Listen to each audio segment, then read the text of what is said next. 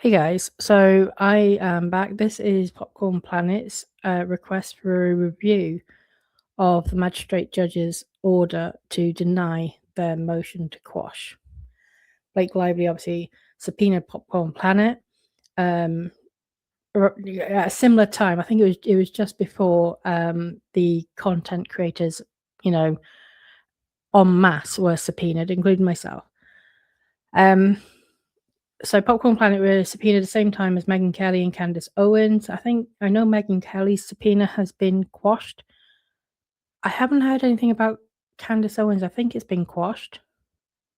I don't think they're pursuing her anymore. I think they put it on hold, but they've just, not gone back and they've not sought to compel it. And I think they're now time barred. Andy filed a motion to quash.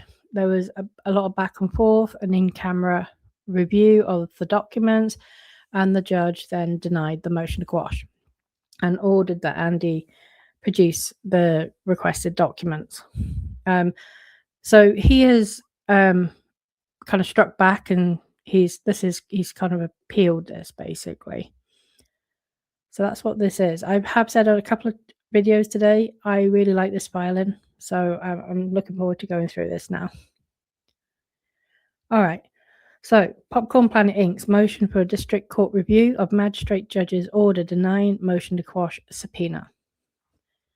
Movement Popcorn Planet Inc., pursuant to Federal Rules of Civil Procedure 72A, hereby moves for district court review of the magistrate judge's order denying its motion to quash the subpoena issued by respondent Blake Lively, and in support thereof states as follows.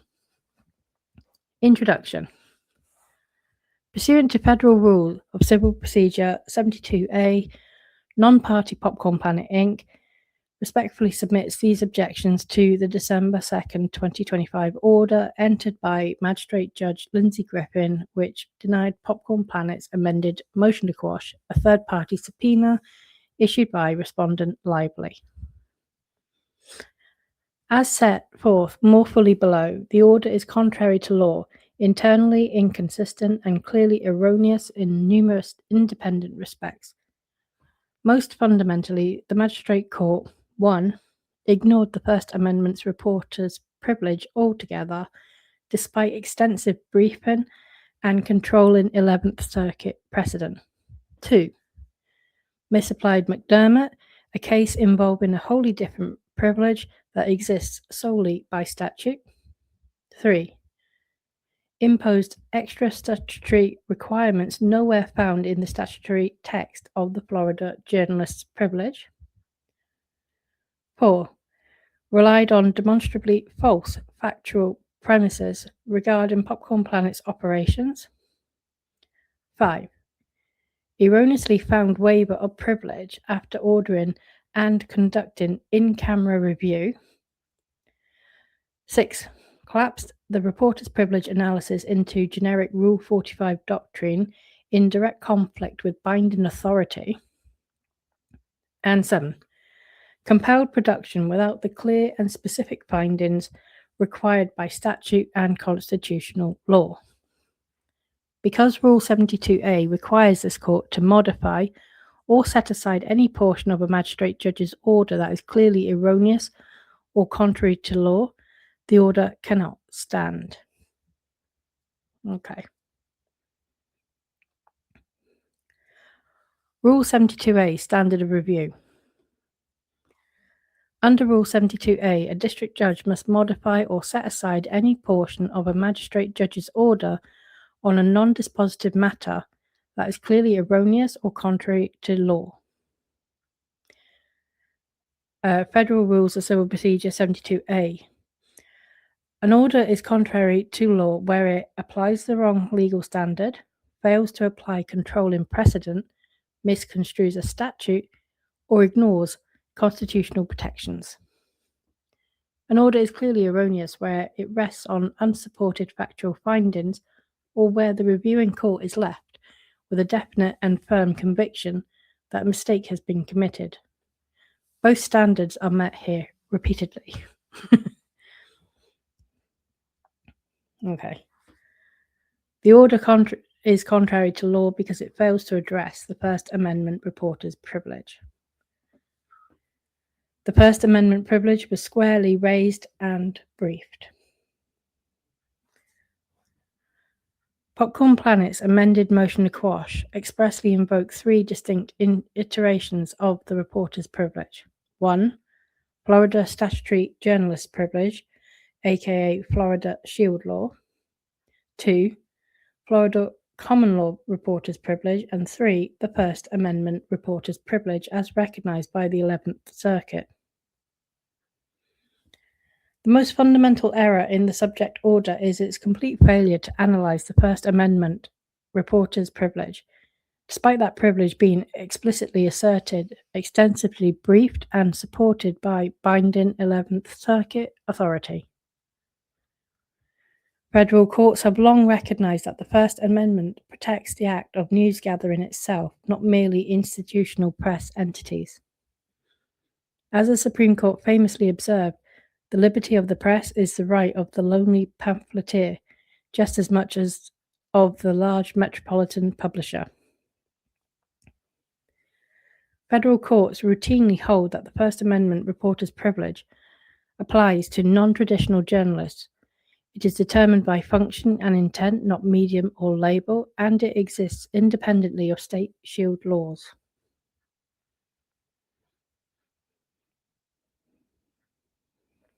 The order's silence on this doctrine is not harmless, it is dispositive. Misuse of McDermott to eliminate a constitutional privilege. The order cites McDermott for the proposition that even if a privilege existed at common law, the text of the statute governs. That holding is inapposite here. The order's reliance on McDermott is especially problematic because it reflects a category error. To begin with, McDermott is a criminal case that did not involve any iteration of the reporter's privilege. Rather, the case involved a dispute over whether a criminal defendant's statements to a volunteer layman at a church admitting to the sexual abuse of a child were protected by the clergy communications privilege. The McDermott court explained that the only privileges recognized under Florida law are those established by the Florida Evidence Code. Any other statute, the federal or Florida constitutions, and the Florida Supreme Court, pursuant to its rulemaking authority. The court held that even if a common law privilege once existed, the Florida Evidence Code is now the sole source of the clergy communications privilege, and therefore the text of the statute governs in the event of an inconsistency between the common law and statutory language.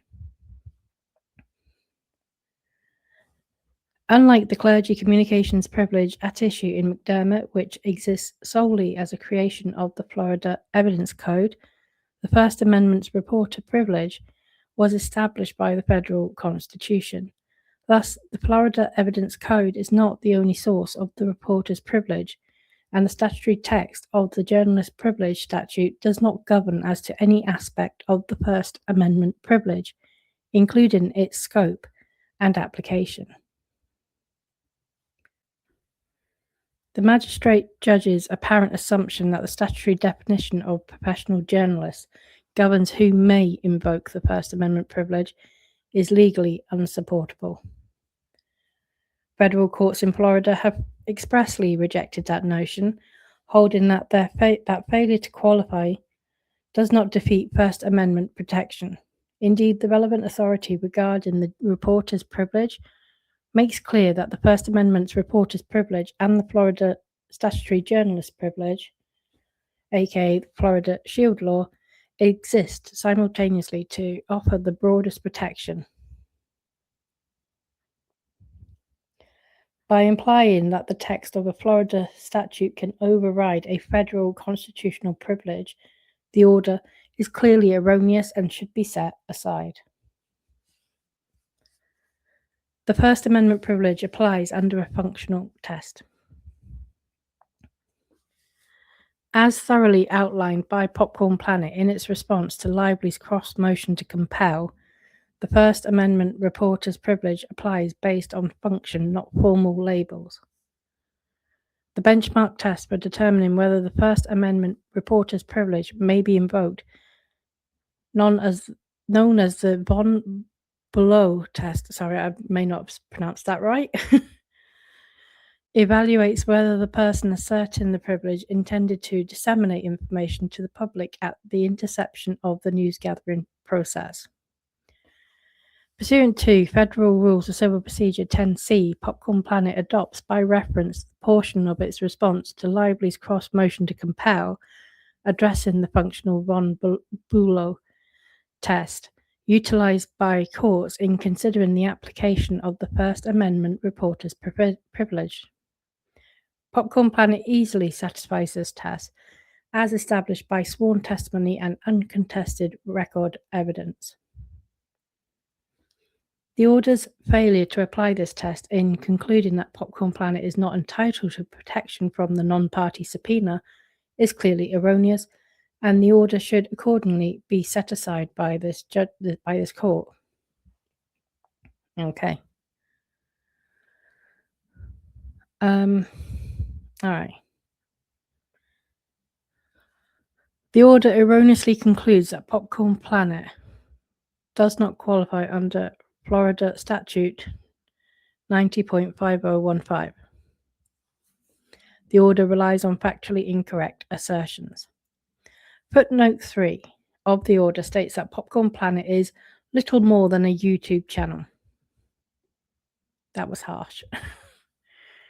The order further states that although Popcorn Planet maintains a website that operates as an online shop for branded merchandise, Popcorn Planet has no independent website for hosting its video content, and that Popcorn Planet's content, including any paid exclusive content available through its Patreon or web store, is published and hosted exclusively through YouTube. Both assertions are false. Popcorn Planet is registered with the Florida Department of State as a for-profit corporation and is recognized as a registered trademark by the United States Patent and Trademark Office, where it is described as providing production and distribution of television-style news programming and provision of non-downloadable films and television programs via a video-on-demand service. Examination of its website demonstrates that the video content provided on the website under the documentaries and exclusive content menu headings are not hosted on YouTube. Although some of the videos posted on the website are hosted by YouTube, the larger projects, such as documentaries, as well as bonus news content, are hosted through Popcorn Planet's website using a paid video-on-demand hosting service. It is axiomatic that an order based on materially incorrect facts is clearly erroneous. Moreover, the fact that Popcorn Planet offers branded merchandise on its website in no way supports a finding that it does not qualify for protection under the Florida statutory privilege. On the contrary, as explained below, Popcorn Planet's sale of branded merchandise is a factor that weighs in favor of its entitlement to claim the statutory privilege. The order misconstrues the term network. The definition of professional journalist under Section 90.50151A expressly includes journalists working for a network. The statute does not define that term and does not limit it to legacy broadcast television. The order summarily concludes that Popcorn Planet does not fit any of the terms listed under 90.50151A, but provides no analysis whatsoever of any of the terms, offering only footnotes with URL links to the dictionary definition of each term in the Oxford English Dictionary. However, all of the link definitions are behind a paywall, and the order does not quote or summarize the actual definitions at each link. Notably, the order provides no analysis or discussion of what constitutes a network and simply assumes, without authority, that a digital multi-platform news operation like Popcorn Planet cannot qualify as a network based on the plain and ordinary meaning of that term. Critically, the statute does not define network, nor does it restrict the term to over-the-air broadcast television or cable television networks. The absence of any such limitation here reflects legislative intent to adopt a functional, medium-neutral definition consistent with evolving methods of news distribution. A network is fundamentally defined as any interconnected, or interrelated chain, group, or system. The most ubiquitous modern example of a network is the Internet. As such, in modern media ecosystems, YouTube and other similar internet-based platforms function as a distribution infrastructure, much like broadcast spectrum or cable systems did for legacy networks. For these reasons, a YouTube and hosted video-on-demand based entertainment news channel qualifies as a network where it demonstrates regular publication of news or commentary of public interest, including entertainment industry reporting. Systematic digital distribution to a large audience of devices connected through the internet, and brand continuity and audience recognition functioning as a unified media outlet rather than an isolated individual post. Popcorn Planet satisfies all of these factors. Moreover, interpreting network to exclude YouTube-based or digital-first news organizations would arbitrarily privilege legacy media over modern new media journalism. Chill investigative reporting conducted by independent legal outlets conflict with First Amendment principles of platform neutrality and effectively render the statute technologically obsolete. Florida courts avoid statutory interpretations that lead to absurd results or that undermine the statute's remedial purpose. In summary, the statute's medium-neutral language, lack of strict technological or platform-specific limitations, and its remedial purpose, together with the realities of modern digital journalism and internet-only news content, all weigh in favor of finding that Popcorn Planet qualifies as a network under Section 90.50151A. The order's conclusory finding that Popcorn Planet does not fall within the statutory definition without any analysis whatsoever constitutes error warranting vacatur.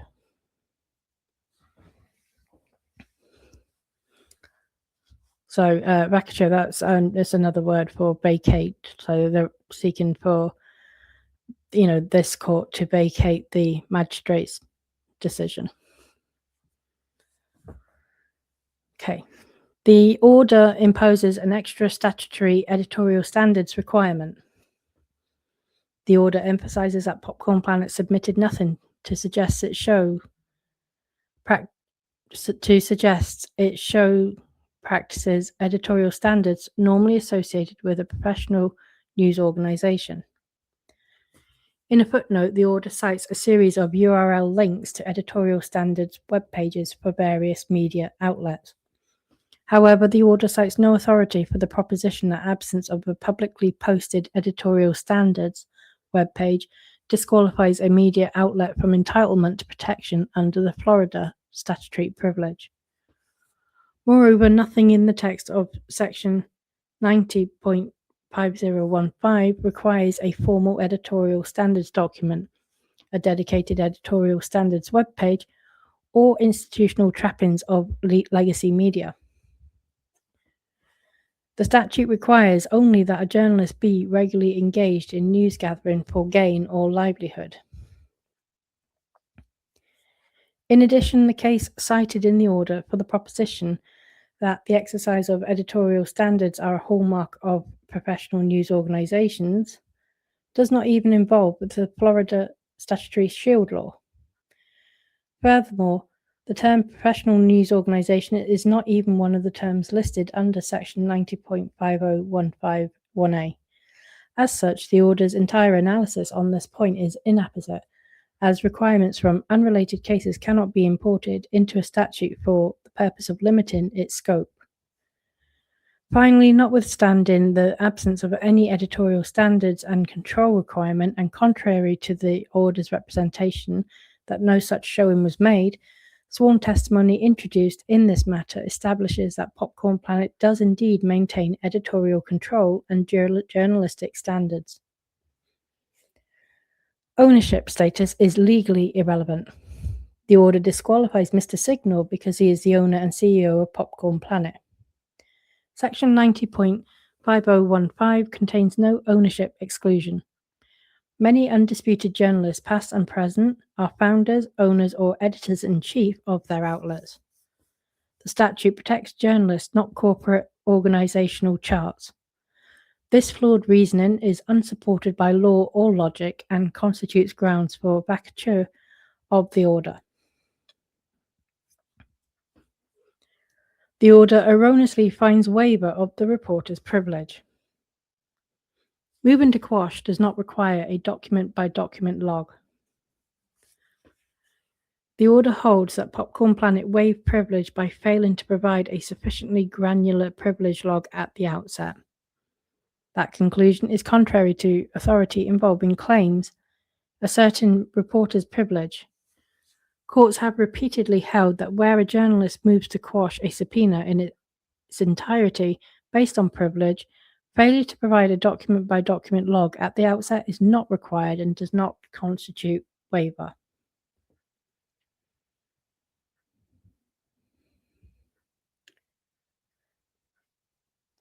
The order erroneously finds waiver based on inadequate descriptions. The order erroneously states that the descriptions in the privilege log are inadequate, resulting in waiver of any claimed privilege. The order characterizes the descriptions as vague, conclusory statement, which provides little basis from which to evaluate the claim of privilege. It later states, despite repeated opportunities to correct this omission, Popcorn Planet failed to produce a privilege log with sufficient particularity to assess the claim of privilege.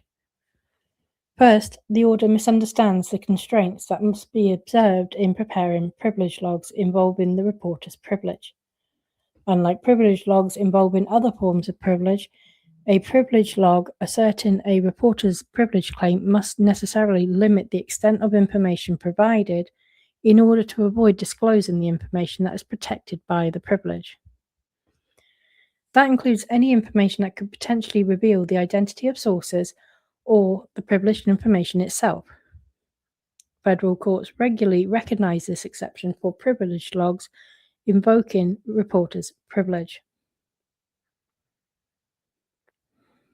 Finally, any alleged inadequacy in the descriptions in the privilege log were rendered moot by the magistrate judge's decision to conduct an in-camera review of all the documents identified on the privilege log.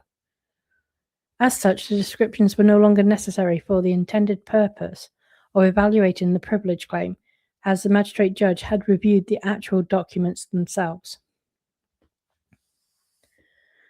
The order misunderstands the nature of the news-gathering process and protection of sources. The order erroneously restricts the scope of the materials considered to be part of the news-gathering process. To wit, the order criticizes the fact that the privilege log identifies the 6-month-long text message chain identified as item 4 on the privilege log as a single entry, stating that it contains some information that is clearly irrelevant, unresponsive, and not privileged. The order also states that the log nowhere specifies the number of individual messages, pages, or specific exchanges to which the privilege applies. Contrary to the court's conclusion, the privilege applies to the entirety of the conversation. The court's ruling fails to understand the nature of the news-gathering process, and specifically the cultivation of sources, which includes casual conversation, socializing, and other informalities that do not directly involve questions and answers on a given subject.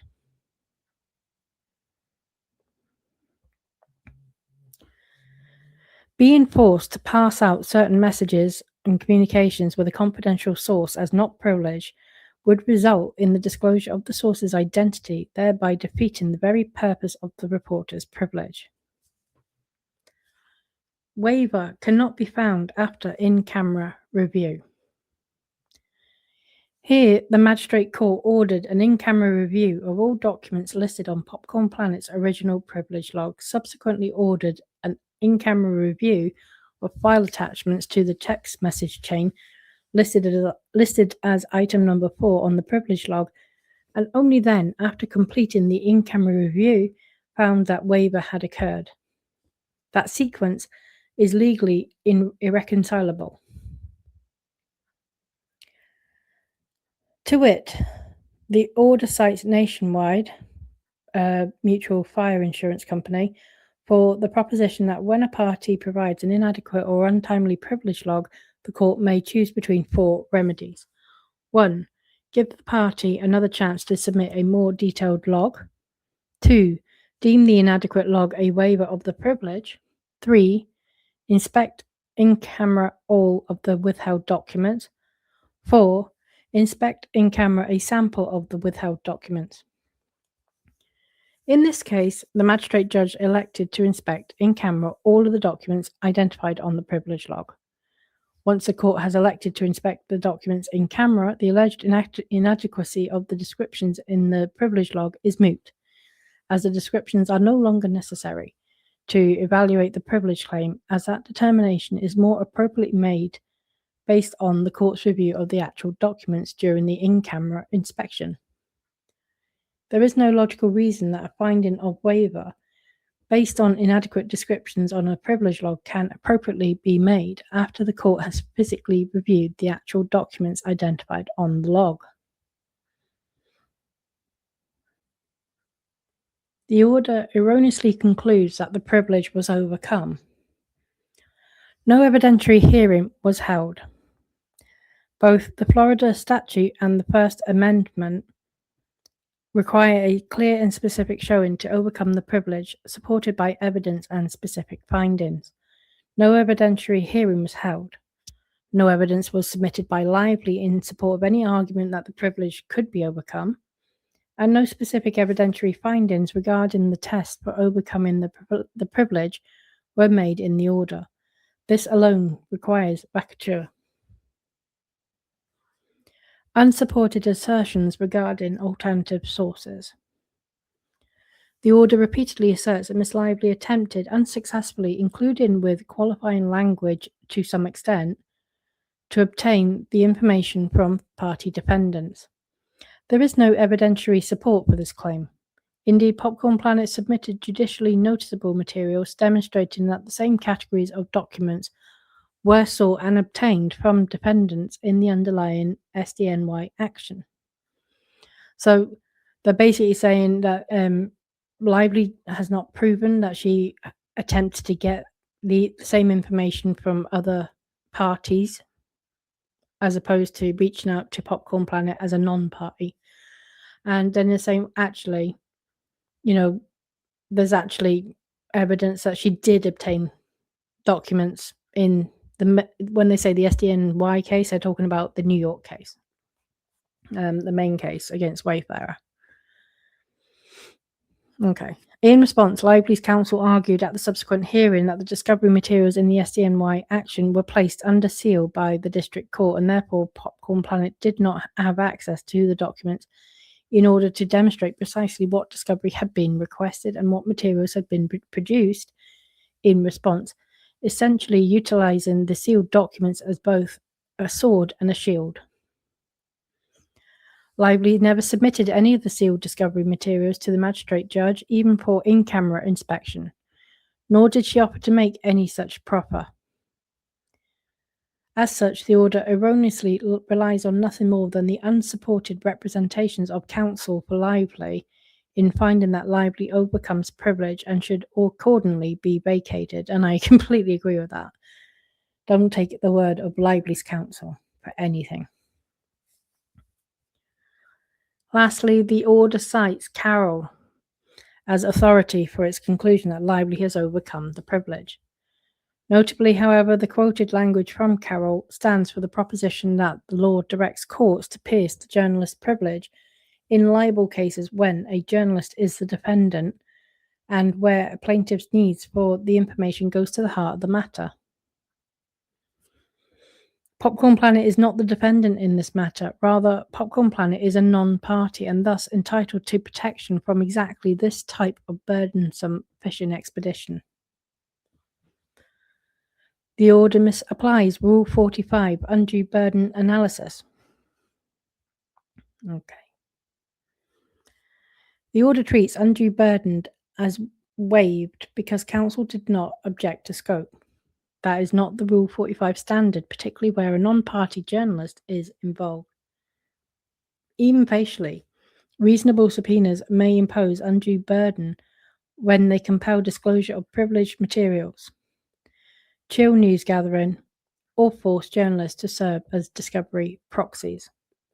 Popcorn Planet submitted declarations detailing the extent of the burden it sustained as a result of Lively's subpoena, including significant disruption to its business operations as a result of the extensive hours Signal and his employees were required to spend complying with the magistrate judge's directives regarding the preparation of the privilege log and the search and review of potentially responsive materials.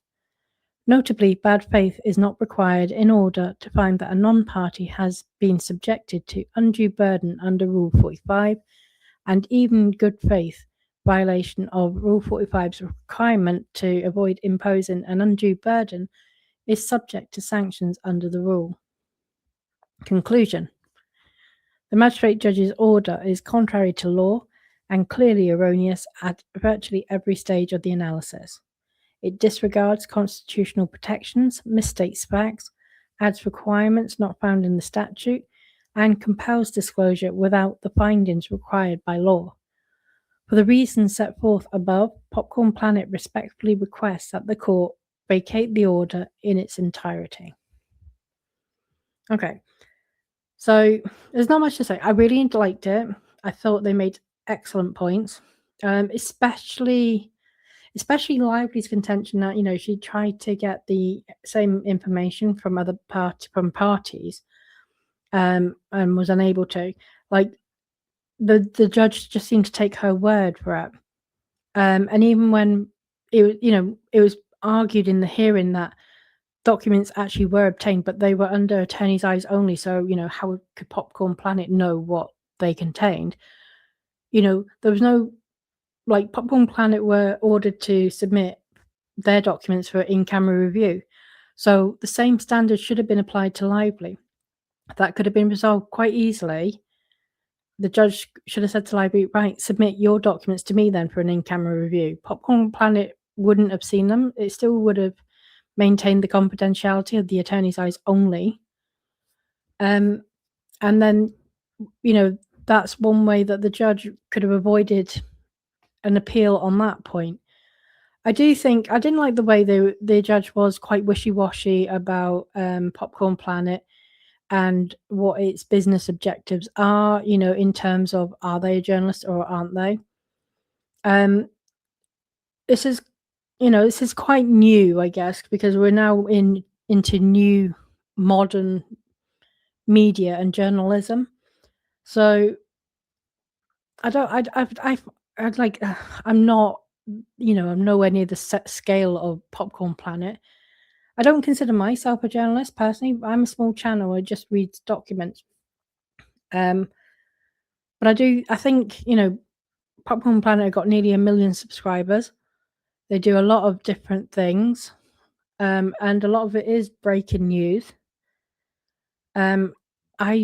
I think it was a bit dismissive to say that they're not little more than a YouTube channel. I don't know. We'll wait to see. Lively's got a reply to this, so we'll see what Lively says. But I did like this. I thought this was a good start. And I did find that the magistrate judge who ordered that Popcorn Planet produce their documents and comply with the subpoena she was just very dismissive. And there was more she could have done to have been more thorough. And had she done that, then this appeal wouldn't have been brought. So it couldn't have been. But she did not take the care. And I think that Andy's arguments here are very good. So